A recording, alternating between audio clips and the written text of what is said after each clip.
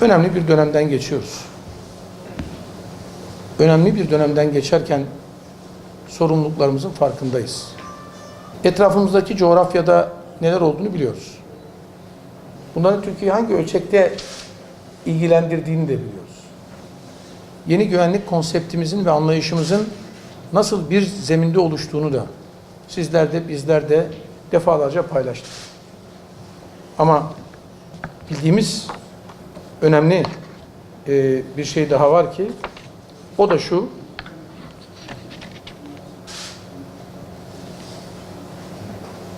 buralarda atacağımız her adım sadece bu coğrafyayı değil, etrafımızdaki coğrafyayı da ilgilendirmektedir. Çünkü Türkiye sadece kendi ülkesine mensup olan insanların ümidi olan bir ülke değildir. Dünyada birçok mağdur, mazlum ve elini uzattığında bu merhamet ve şefkat medeniyetinden elini tutmasını bekleyen insanların da ümidi olan bir ülkedir.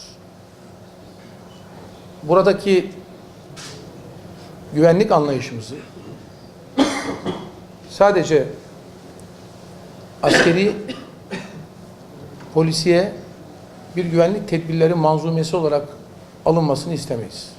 Orada gereğini yerine getireceğiz. Onu başlangıçta söyledim, tekrar söylemek istiyorum. Özellikle terörün tasfiye edileceği bir dönemin içerisindeyiz. FETÖ'nün ayağa kalkabilme ihtimali yoktur. Arkasında kim olursa olsun. Hafif bir yeniden adım atmak konusunda birileri tahrik ederse 15 Temmuz'u rahmetle ararlar. Önemli bir şey söylüyorum. 15 Temmuz'u rahmetle ararlar.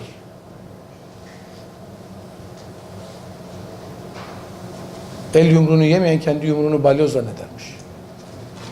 Yani biz bir coğrafyada bir takım sözlerden bahsederken bu coğrafyada bizim dışımızda bizi dışlayarak oyun kurmaya çalışanlar muvaffak olamazlar derken bunu şu 1000 yıllık devlet geleneğimiz ve millet bütünlüğümüze bağlayarak söylüyoruz. Topyekün burada neler yapabileceğimizi bir daha böyle ansızın yapabilecekleri bir hadise karşısında nasıl hazırlandığımızı keşke bir tatbikat olsa da göstersek yani. Yani FETÖ siyaset ilişkisi bu kadar çok yayıldıktan sonra sıfırdır demek yanlıştır. Ama size bir şey söyleyeyim. Ben siyasetin içerisinden gelen birisiyim. Çocukluğumdan beri de bu işin içerisindeyim. Bu konuda muhakkak ki bu tip organizasyonlar, örgütler, bu tip kötülükler siyasete de devleti yönetmek için müdahale etmek isteyebilir, eline almak isteyebilirler. Bu bir realitedir. Ama bilinmesini isterim ki siyaset biraz da meşakkatli bir iştir. Şimdi burada eski il başkanlarımız var, arkadaşlarımız var. Hep vermek ister. Bu FETÖ denilen garabet timsalleri de hep almak isterler. Aralarındaki temel belki de uzlaşamadığı noktalardan bir tanesi budur. Ya kritik noktalarda olmak isteyebilirler, etki alanları oluşturmak isteyebilirler. Ama siyaset dikkat edin atamayla gelmez. Siyaset bir mücadeleyle gelir. Bu her siyasal organizasyonda böyledir. O mücadelede genellikle bu tip yapılanmalara içerisinde bulunanlar daha ziyade perde gerisinden bunu yönetmeye çalışırlar. Çünkü işin içerisine girdikleri andan itibaren temsil ettikleri eğer başka bir anlayış ise bunu siyasetin ortak aklı anlar ve tasfiye eder. Çok zamanda öyle olmuştur. Rahatsızlık verir siyasete. Dışarı atar. Yani genel olarak ama şunu yapabilirler. Yapmışlardır da. Belli bir noktada dururlar. Etki alanlarını arkadan yönetmeye çalışırlar. O da zaten böyle bir hadiseyle karşı karşıya kaldığımızdan sonra bilmenizi isterim ki o etki alanlarla ilgili birçok mücadeleler, müdahaleler, yargı, bir takım gizli tanıklıklar, bir takım değerlendirmeler, istihbar noktalar hepsi işliyor. Her kademe için işlediği gibi, Sayın Cumhurbaşkanımızın dediği gibi siyasetle beraber de bu süreç devam etmektedir. Ama şu tabii bizim dikkat etmemiz gereken noktadır. İşte bir takım tezviratlar yapılıyor. İşte şu kadar insan şunun içinde, bu kadar insan bunun içerisinde, şöyledir, böyledir.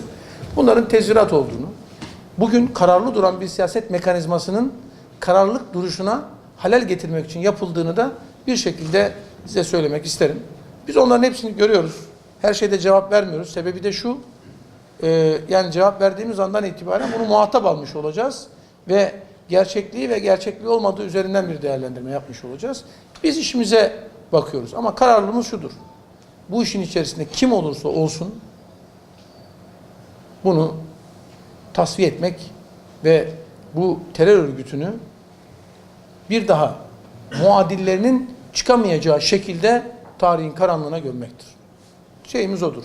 O noktada da aynı şekilde ilerliyoruz. Yani artık şu noktada değiliz.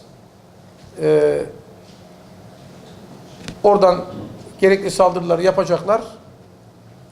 Biz de buradan sadece acaba yapabileceğimiz bir karşılama var mı diye bekleyeceğiz. Sınırımıza tecavüz eden, ülkemizin ve milletimizin huzuruna tecavüz eden her ne varsa biz bununla bulunduğu yerde de mücadele etme anlayışımız var. Bugün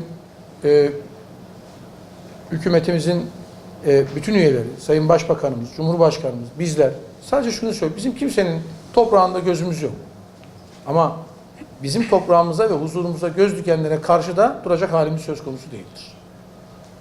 Ve biz bugün bunu yapıyoruz.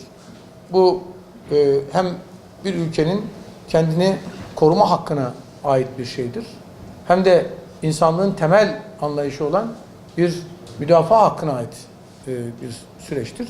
Biz bunu elbette ki ihtiyaç duyduğumuz her noktada gerçekleştirebilme fırsatına sahip olduğumuzu ortaya koyarız.